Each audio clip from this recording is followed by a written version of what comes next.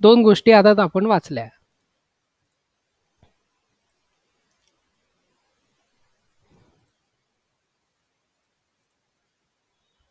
Yes Rupali आपण sorry sir, मी थोडं miss केलं तेवढं. Okay okay okay no problem. तुम्हाला हे दिसतंय का सगळ्यांना वर्ड फाईल दिसते?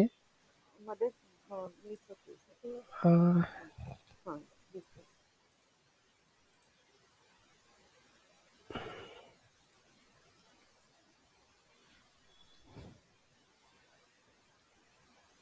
ते दिसत नाहीये.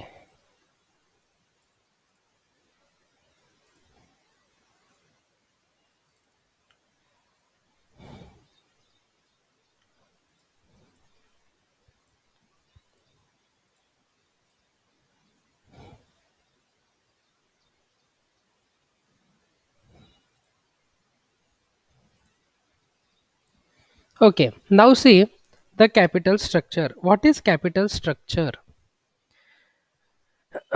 The term structure means the arrangement of the various parts. So the parts here related with the capital. And capital is what? That you know. It is the amount which is required, which is necessary for the business. So how to raise the capital is one of the most important decision in front of the financial manager. But company has to decide their structure, their capital structure. म्हणजे परत एक simple example द्यायचं म्हणजे जसं उदाहरण मी तुम्हाला देतो की समजा तुम्हाला स्वतःला घर विकत घ्यायचं आहे, बरोबर आहे. असं ठरलं की व आता पुण्यामध्ये एक 2 BHK फ्लॅट विकत घ्यायचा आहे जो अराउंड 60 लाखापर्यंत जातो, बरोबर आहे. त्याच्यामध्ये तुम्हाला स्वतःला माहिती आहे की तुम्ही डाऊन पेमेंट किती करू शकताय आणि किती तुम्ही लोन तुम्हाला घ्यायचं आहे. बरं, जे डाऊन पेमेंट तुम्ही करताय ते तुमच्याकडे स्वतःकडे असेल तेवढं तर ठीक, पण नाही तर तुम्ही हे पण ठरवता की आपण लोनचा हप्ता जास्त येऊ नये म्हणून आपण जितकं जास्तीत जास्त डाऊन पेमेंट करता येईल तेवढं करू. म्हणून तुम्ही स्वतः जवळचे प्लस तुमच्या ओळखीचे लोक जे आहेत म्हणजे तुम्ही ते पॅरामीटर्स, ते स्ट्रक्चर स्वतः ठरवता. लक्षात येते तुमच्या? एखादं लोन ज्या वेळेला तुम्हाला एक फ्लॅट घ्यायचा आहे आणि त्यासाठी तुम्हाला पैसा उभा करायचा आहे, ते कॅपिटल तुम्हाला उभं फक्त कॅपिटल बिझनेससाठी उभं केलं जाते आणि तुम्हाला जो पैसा उभा करायचा आहे तो तुम्हाला स्वतःचं घर घेण्यासाठी उभा करायचा आहे. तर त्याचं जे स्ट्रक्चर आहे ते तुम्ही स्वतः ठरवता. ते तुम्ही स्वतः का ठरवता? कारण तुम्हाला माहिती आहे की तुमची रिपेएबल कॅपॅसिटी काय आहे. Exactly, from company's point of view, company has to decide the structure of capital, which refers to the proportions or combinations of equity share capital, preference share capital, debenture, long term loans, retain earning. जसे वेगवेगळे जे sources of funds आपण तुम्हाला सांगितले त्यापैकी company decide करते की समजा त्यांना जे काही इश्यू ऑफ शेअर्समधनं जो काय पैसा उभा करायचा आहे किंवा डिबेंचर्समधनं जो काय पैसा उभा करायचा आहे, जो काय त्यांना लॉंग टर्म शॉर्ट टर्म लोन्समधनं उभा करायचा आहे, तर त्यासाठी ते जे स्ट्रक्चरल फ्रेमवर्क आहे ते कंपनी स्वतः तयार करते आणि म्हणून त्याला म्हणतात कॅपिटल स्ट्रक्चर. आता ही जी I.M. पांडे हे जे ऑथर आहे यांनी जी डेफिनेशन दिली आहे ही नीट बघा. Capital structure refers to the mix of long term sources of funds. जे long term sources of funds आहे that is such as debenture असतील, लॉंग टर्म डेट्स असतील, प्रेफरन्स शेअर कॅपिटल असतील किंवा इक्विटी शेअर कॅपिटल असतील, including reserve and surplus. So it is a mix of long term sources of funds that is called as capital structure. Now see the capital structure, the three parameters of capital structure: financial structure and asset structure. The term capital structure should not be confused with the financial structure and asset structure. While financial structure consists of short term debt and long term debt, लक्षात आलंय? हे depth indicate करतात जे financial, जे share होल्डर्सचे fund असतात. Okay, आणि जे कंपनीच्या बॅलन्स शीटमध्ये इंडिकेट केले जातात. ॲसेट स्ट्रक्चर जे कंपनीची लायबिलिटी आणि ॲसेट याचं जे स्टेटमेंट आहे ते स्ट्रक्चर झालं. पण capital structure is the different. It is the mix of long term sources of the funds.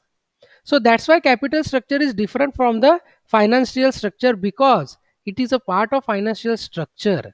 It is not a financial structure, but it is a part of financial structure. Because how to raise the capital, through which parameters we can raise the capital, or which options we have, that company has to decide prior to raising their funds or raising the capital. So they have to publish, or they have to provide the structure into the market. Even that capital structure does not include any short term liabilities. Okay, but the financial structure includes the short term liability and the current liabilities. So capital structure and financial structure, so financial structure is the different part, but capital structure are the part of that financial structure. When we are talking about the importance of capital structure, याच्यावर तुम्हाला problem वगैरे काही नाही आहे, त्यामुळे ही पूर्ण theoretically याची फक्त बेसिक अंडरस्टँडिंग आपण लक्षात घेऊ. आता importance of capital structure is what? So it is increase in the value of the firm. It is increase in the value of the firm. A sound capital structure of a company helps to increase the market price of shares and securities, which in turn lead to increase the value of the firm. म्हणजे तुम्ही कुठनं, म्हणजे कसं तुमचं capital structure कसं आहे त्याच्यावरनं तुमच्याकडे इन्व्हेस्टर्स अट्रॅक्ट होणार आहेत. म्हणजे तुम्ही प्रेफरन्स शेअर्समधनं उभं करणारे, इक्विटी शेअर्समधनं तुमचे लॉंग टर्म सोर्सेस कसे आहेत आणि त्याची डिव्हिडंड पॉलिसी तुमची कशी आहे, त्यानुसार तुमची ती व्हॅल्यू जी आहे ती या कॅपिटल स्ट्रक्चरमुळे वाढते. Utilisation of available funds. A good capital structure enables a business enterprises to utilize the available funds fully. Even a properly designed capital structure ensures the determination from the various sources of their best possible utilization. म्हणजे even capital स्ट्रक्चरमधनं तुम्ही funds तर उभे करणारच आहे, but available funds you can also utilize. Even the maximization of the return. म्हणजे तुमचं जसं कॅपिटल स्ट्रक्चर काय म्हणतात त्याला इफेक्टिव्हली वर्क करेल, then automatically the share holders or investor will get the maximum return from this investment. Then minimization of the cost of capital. A sound capital structure of any business enterprise maximizes shareholders' wealth. If the shareholders' wealth is maximized, then automatically the overall cost of capital gets minimized. Solvency or liquidity position, you can assure their liquidity and solvency position through your capital structure. There is a flexibility in the capital structure. Then minimization of the financial risk. कारण तिथे कुठली financial loss नाही आहे. म्हणजे तुम्ही एक structure बनवलं की आम्हाला याच्यातनं एवढा पैसा याच्यात नाही, तर त्याच्यात काय तुमची रिस्क नाही आहे, झाला तर तुम्हाला फायदाच होणार आहे. मग आता factors determining the capital structure is what? The risk of cash insolvency. Risk of cash insolvency arises due the failure of pay fixed interest liabilities. आता कंपनीच्या केसमध्ये बरेचदा असं होऊ शकते की शेअर होल्डर्स, तुम्ही बघता की जे शेअर होल्डर्स आहे, शेअरची व्हॅल्यू आहे ती कंपनीच्या प्रॉफिटनुसार ती बदलती असते. तसं आता तुम्ही बघा, रोज सकाळी सगळेजण म्हणजे जे स्टॉक शेअरमध्ये इन्व्हेस्टमेंट वगैरे करतात ते सगळेजण रोज सकाळी काहीतरी उठल्यानंतर आपलं ते एक तर तुमचं काय म्हणतात त्याला एंजल ब्रोकिंगचे असतील ते ॲप असेल, किंवा मग झिरोदाचं कुठलंही ते काईट तर झिरोदाचं ते काईट ॲप्लिकेशन यूज करून लगेच सकाळपासनं येस. तर ती जी कॅश इन्सॉल्व्हन्सी आहे, तर या कॅपिटल स्ट्रक्चरमध्ये त्या कॅश इन्सॉल्व्हन्सीचा म्हणजे ती रिस्क असते. म्हणजे ती रिस्क लक्षात घेऊनच ते कॅपिटल स्ट्रक्चर तयार केलं जाते. म्हणजे फॅक्टर्स डिटरमाइनिंग कॅपिटल स्ट्रक्चर. लक्षात घ्या, कॅपिटल स्ट्रक्चर तयार करण्यासाठी कुठले फॅक्टर्स हे मोटिवेट करतात किंवा प्रमोट करतात असं आपण म्हणू शकतो की that determine the capital structure. So that cash insolvency taken into consideration while prepared or while maintain the structure of the capital. त्यामुळे capital this word is very important हां, म्हणजे मुलांना इथे कन्फ्युजन नको व्हायला. कारण आत्ताच आपण लाँग टर्म, शॉर्ट टर्म ते बघितलं आणि लगेच कॅपिटल स्ट्रक्चरमध्ये मुलांना थोडं कन्फ्युजन होतंय. पण कॅपिटल स्ट्रक्चरमधला सगळ्यात महत्त्वाचा जो क्वेश्चन जो नेहमी परीक्षेत येतो तो म्हणजे factors determining to capital structure. त्यामुळे हा पॉईंट आपण बघू आणि मग याच्यावरचे मी तुम्हाला 1-2 एक्झाम्पल दाखवतो. तेवढे आपण बघितले की आपल्याला मग पुढचा पार्ट तिथे लक्षात येईल.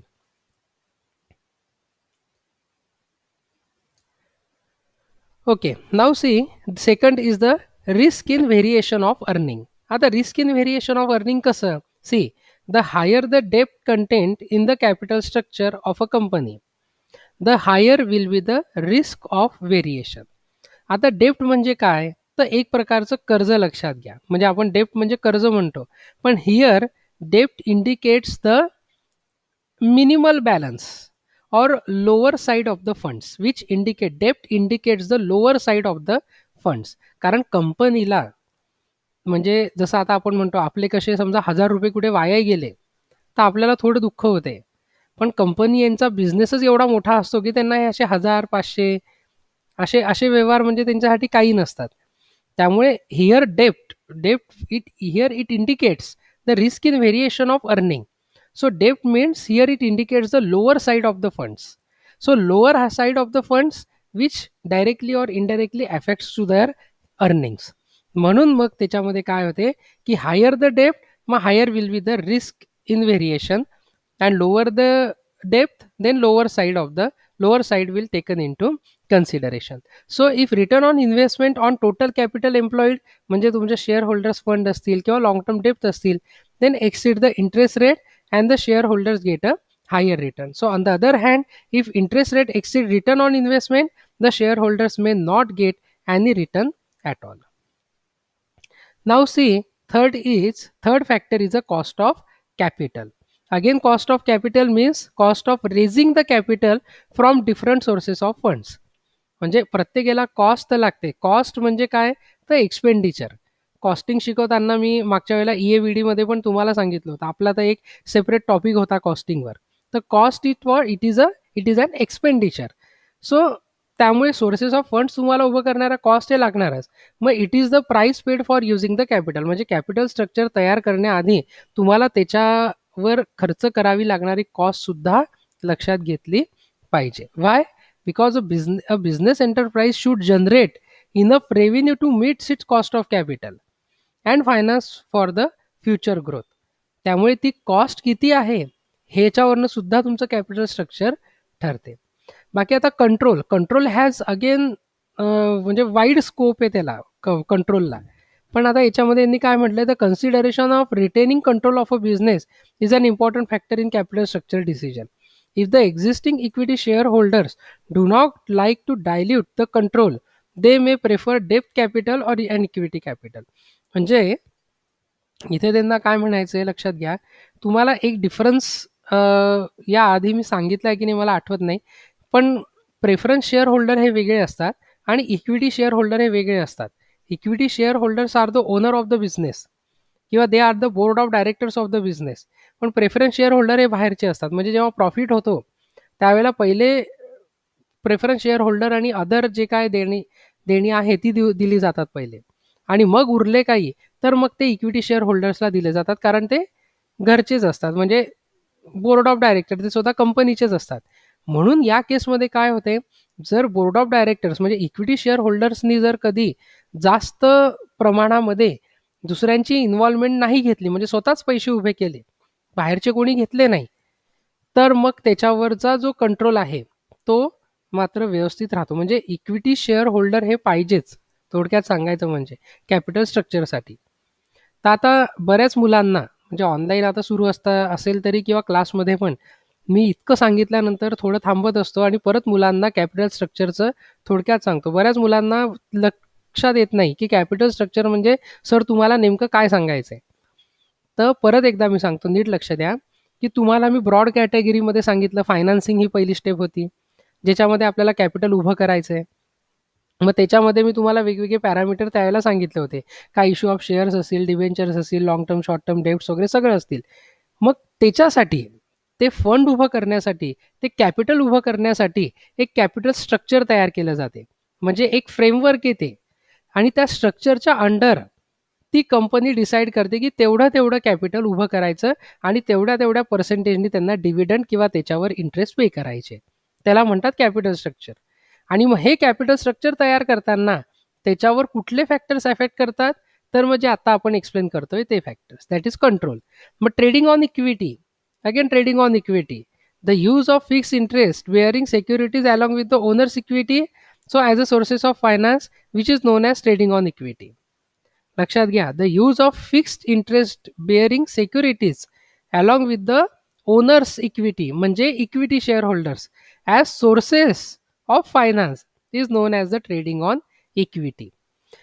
कारण दुसरं स्वतःच जर इक्विटी शेअर होल्डर्सच जर कधी पैसे उभे करत असेल तर बाहेरनं पैसे घ्यायची गरज राहत नाही. So it is an arrangement by which the company aims at increasing the return on equity shares by the use of fixed interest bearing the securities, that is debenture, preference shares, etc. If the existing capital structure of the company consists mainly of the equity shares, the return on equity shares can be increased by using the borrowed capital. So this is so because the interest paid on debentures is deductible expenditure for income tax assessment and the after tax cost of debentures become very low.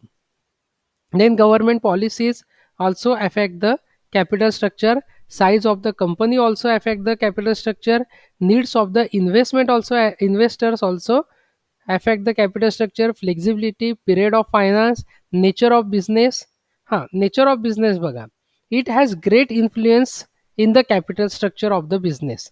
Companies having stable and certain earnings prefer debentures or preference shares, and companies having no assured income depends on the internal sources. So in that case the financial manager should comply with the legal provisions while designing the capital structure of the company.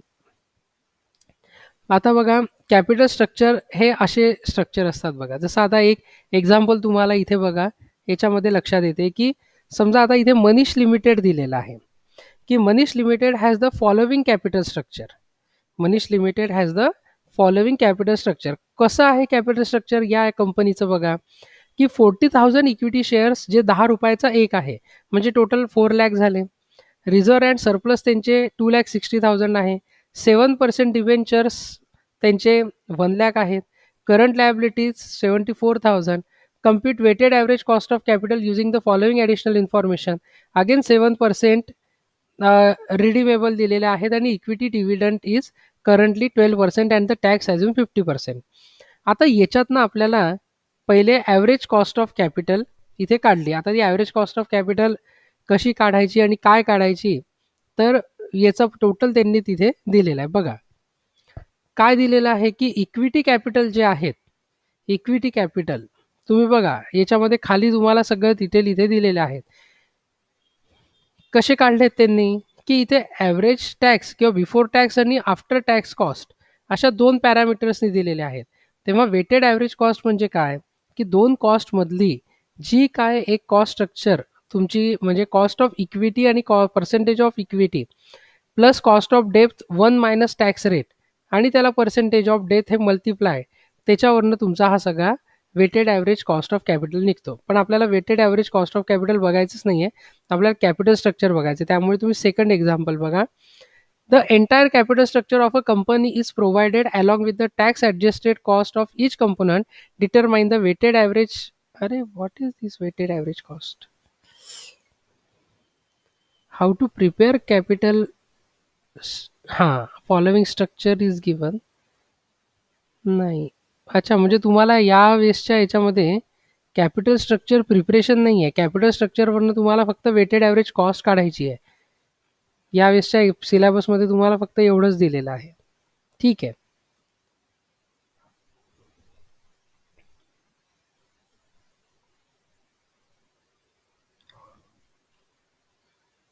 Okay okay ठीक आहे. हे weighted average कॉस्टचा मी तुम्हाला एक video आहे तो तुम्हाला पाठवेल, कारण हे तुम्हाला आत्ता हे असे पर्सेंटेज सांगू नये ते कळणार नाही. कारण हा जो वेट आलेला आहे थर्ड कॉलममध्ये बघा, हे जे इथे 2 बुक व्हॅल्यू दिलेले असतात, जसं बघा आता Rajaram limited has the following capital structure.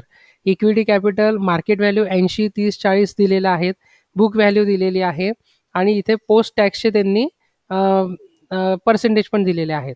आता इथे त्यांनी सांगितलं की कॅल्क्युलेट वेटेड ॲव्हरेज कॉस्ट, बरोबर आहे. या केसमध्ये बघा सोल्युशनमध्ये 80, 30, 40 वेटेड ॲव्हरेज हे घेतले. आता याचे हे जे वेट्स काढलेले आहेत बघा, हे वेट्स कसे काढलेले आहेत, तर हे जे 80, 30, 40ची टोटल किती आली आहे, 150. मग हे 150 मग 80 डिवायडेड बाय 150 करा, बघा 0.53 येतील. असेच का, आय थिंक असंच आहे का कोणाकडे calculator? 80 divided by 150 I think.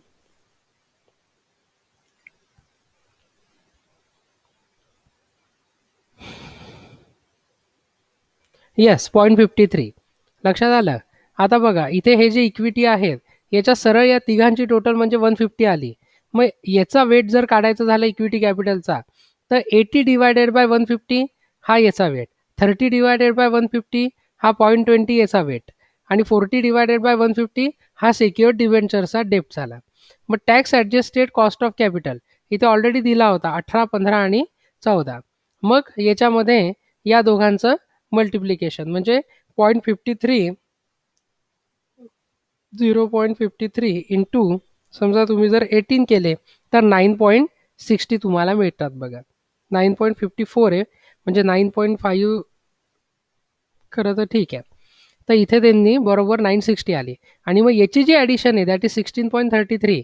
It is your weighted average cost of capital.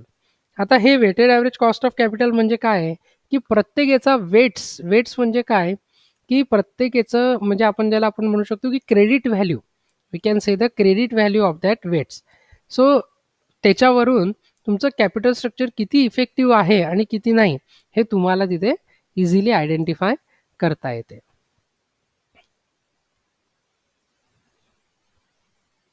Okay, मग trading on equity and it's types असे सगळे तुम्हाला इथे सगळ्या गोष्टी दिलेल्या आहेत. ओके